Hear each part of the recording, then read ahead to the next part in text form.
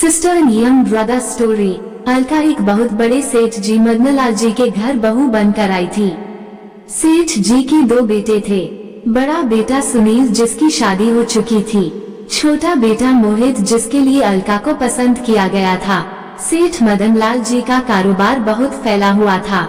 देश विदेशों में उनके कई बड़े संस्थान थे जहां बहुत अधिक मात्रा में कपड़ा बेचा जाता था। सेठी जी की बड़ी बहू जानकी एक बहुत बड़े परिवार से थी। जानकी बहुत ही घमंडी थी। वो हमेशा अपने पति सुनील से लड़ती झगड़ती रहती थी। पूरा घर इसी बात से परेशान रहता था।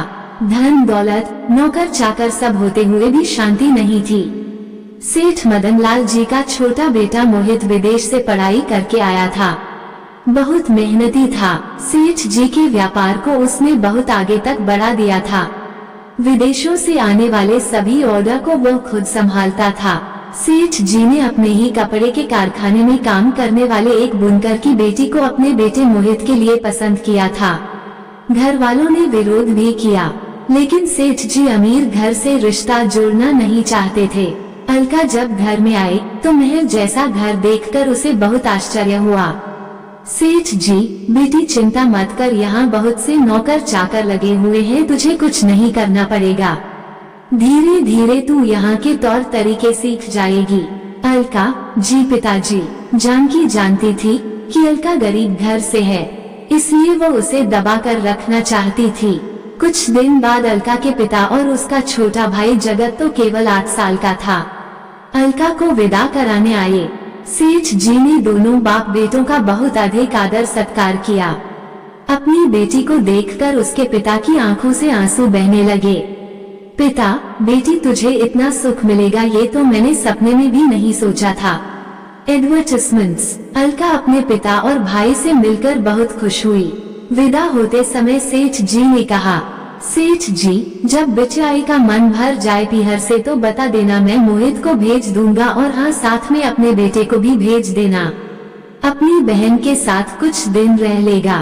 पिता, सेठ जी, दामाद जी के लायक हमारा घर नहीं है, मैं इसे खुद ही छोड़ जाऊंगा। सेठ जी, नहीं, जो रीति रिवाज है सो है, वो ही जाएगा आपके घर। जैसा भी है वो उसका ससुराल है। हाँ, इसके भाई को साथ जरूर भेज देना। हमारे घर में कोई बच्चा नहीं है, हमारा भी मन लगा रहेगा। उसके बाद सेठ जी अपनी गाड़ी से तीनों को भेज देते हैं। घर आकर अलका सारी बात बताती है। उसकी बातें सुनकर अलका की माँ रोने लगती है। माँ, बेटी, हमारी औकात नहीं थी तेरे लिए ऐसा घर ढूंढने की, ये तो सेठ जी की मेहरबानी है। हमेशा सबकी सेवा करते रहना।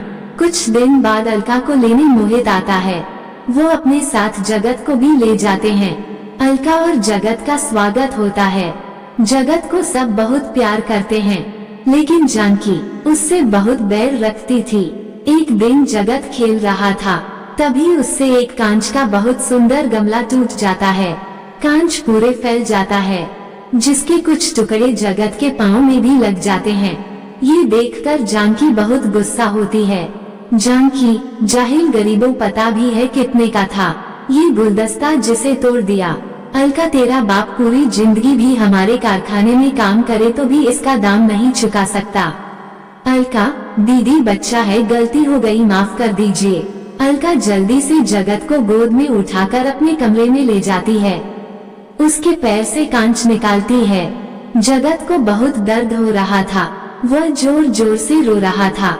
ये सुनकर जानकी का गुस्सा 7वें आसमान पर पहुंच गया। उसने जगत को मारना शुरू कर दिया। अलका उसे बचाती रही, लेकिन जानकी ने नहीं छोड़ा। जानकी, कहां से भिखारी इकट्ठे हो गए हैं। अलका जगत के पैर में पट्टी बांधकर उसे चुप कराकर सुला देती है। शाम को अलका बाकी सबके आने से पहले एक गाड़ी में बैठकर जगत को अपने पिता के घर पहुंचा आती है, जिससे कि बात ज्यादा न बढ़े। शाम को सेठ जी जगत के लिए मिठाई लेकर आए थे, लेकिन जगत को न पाकर वे दुखी हो जाते हैं। घर के नौकर उन्हें सब बता देते हैं। सेठ जी जानकी से बहस नहीं करना चाहते थे। इसी तरह समय बीत जाता है। अलका एक बेटे को जन्म देती है। जिससे सेठ मदनलाल जी की खुशियों का ठिकाना नहीं रहता, लेकिन जानकी का गुस्सा 7वें आसमान पर था। बच्चे के नामकरण का दिन आने वाला था। सेठ जी ने अलका के घर वालों को न्योता भिजवाया। समारोह से एक दिन पहले जानकी ने एक नौकर के हाथ से अलका के घर संदेशा भिजवा दिया कि बच्चे के लिए चांदी का पालना लाई। अलका के पिता बहुत परेशान हो गए। उस समय जगत 10 वर्ष का हो चुका था। जगत, पिताजी छोड़ो, दीदी के घर जाते ही नहीं हैं। पिता, नहीं बेटे, सब उसे ताने मारेंगे, जाना तो पड़ेगा। जगत, लेकिन पालना कहाँ से आएगा? पिता, बेटा एक काम कर, लकड़ी का ही पालना लेकर चलते हैं। उन्होंने रख लिया तो ठीक है, नहीं तो वापस ले आएंगे। एडवर्टाइजमेंट्स। दोनों बाप बेटे बहुत से उपहार लेकर समारोह में पहुंच जाते हैं। सेठ जी और उनके दोनों बेटे उनका बहुत स्वागत करते हैं। जिस समय बच्चे का नामकरण होना था, उस समय बच्चे को पालने में लिटाना था। चांदी का पालना न देखकर जानकी बहुत गुस्सा हो गई। जानकी, तुम्हें यही लकड़ी का पालना मिला था हमारे कुलदीपक के लिए। मैंने कहा था चांदी का पालना लाना। ये सुनकर अलका के पिता बहुत दुखी होते हैं। पिता, बेटी हमसे जो बन पड़ा वो ले आए, हमें माफ कर दो। सेठ जी, समधी जी, आप क्यों माफी मांग रहे हैं? जानकी, तुम्हें जो कुछ कहना है मुझसे कहो। वे बेचारे कहाँ से लाते चांदी का पालना, और तुमने इनसे कहा ही क्यों पालना लाने के लिए? अलका पूजा के स्थान पर बैठी अपने पिता और भाई की बेइज्जती देखकर रो रही थी। जानकी, वाह पिताजी, जो रिवाज है वो तो करनी ही पड़ेगी। सेठ जी, चुप हो जाओ बहू, सब मेहमान जुड़े हैं, मैं अभी चांदी का पालना मंगा देता हूँ। जानकी, नहीं पिताजी, पालना तो मायके से ही आता है। जगत को बहुत गुस्सा आ जाता है।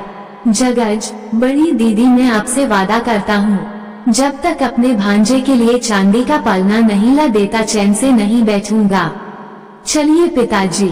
दोनों बाप बेटे आंखों में आंसू लिए वहाँ से वापस चले जाते हैं। अगले दिन जगत काम ढूंढने लगता है। वह छोटी सी उम्र से ही मेहनत करके पैसे जोड़ने लगता है। इस बात को 10 साल बीत जाते हैं। इस बीच न अलका कभी अपने पीहर आई, न उसके पीहर से कोई उसकी ससुराल गया। सेठ जी अब बूढ़े हो गए थे। वे ज्यादातर घर पर ही रहते थे। एक दिन उनके घर के सामने एक बड़ा सा ट्रक उतरा। उसमें बहुत सा सामान था। ट्रक के साथ आए मजदूर एक एक करके सारा सामान अंदर ले जाने लगे। सेठ जी ने उनसे पूछा, लेकिन वे बिना कुछ बताए सारा सामान घर के आंगन में रख आए। सेठ जी, ये सब क्या है? हमने तो कुछ नहीं मंगाया। तभी बाहर एक आलीशान कार आकर रुकती है। उसमें से एक बहुत सुंदर युवक बाहर निकलता है। घर के आंगन में पहुंचकर वह सेठ जी के पैर छूता है। सेठ जी, बेटा तुम कौन हो और ये सब क्या है? अलका और जानकी भी वहां आ जाती हैं। अलका, जगत तू कितना बड़ा हो गया, पूरे 10 साल हो गए तुझे देखे। जगत, दीदी आपने पहचान लिया। अलका, हाँ, अपने भाई को कैसे भूल सकती हूँ, बता माता पिता कैसे हैं? जगत, सब ठीक हैं। बड़ी दीदी, थोड़ी सी देर हो गई। ये देखो, ये कहकर वो नौकरों को इशारा करता है। नौकर सारे सामान से कपड़ा हटाते हैं। एक बड़ा सा चांदी का पालना, बहुत सारे हीरे, सोने के जेवर, बच्चे के लिए चांदी के खिलौने। पूरा घर उनकी चमक से चमचमा रहा था। जानकी, भैया मुझे माफ कर दो, मैंने घमंड में तुम्हारे पिता का अपमान किया था। उसकी मुझे यही सजा मिली कि मेरे कोई औलाद नहीं है। अलका अपने भाई के गले लगकर खूब रोई। अलका, भैया कभी बहन की याद नहीं आई।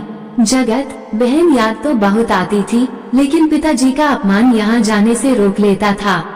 आज मैंने अपना फर्ज पूरा किया, तब तुझसे मिलने आया। अलका, पिताजी का अपमान मेरे कारण हुआ, इसलिए मैं कभी मायके नहीं आई, किस मुंह से आती। जानकी, बहन मुझे माफ कर दो, ऊपर वाले ने तो मुझे सजा दे ही दी है। अलका, नहीं दीदी, मुझे आपसे कोई शिकायत नहीं है, हमें अपने से ऊपर घर में रिश्ता नहीं करना चाहिए था। सेठ जी, बेटी ठीक कह रही हूँ, मैं अपने घर के लिए सुख लेने गया था, तुम्हारे हिस्से में दुख भर आया। जगत, सेठ जी क्या अब मैं अपनी दीदी को ले जा सकता हूँ? इस चांदी के पालने ने रोक रखा था आने को। सेठ जी, बेटा हमें शर्मिंदा मत करो, अपनी दीदी को ले जाओ, जब तक चाहे वहाँ रखना और अपने पिता से मेरी ओर से हाथ जोड़कर माफी मांग लेना। अलका अपने 10 साल के बेटे को लेकर अपने भाई की गाड़ी में बैठकर अपने पीहर की ओर चल दी।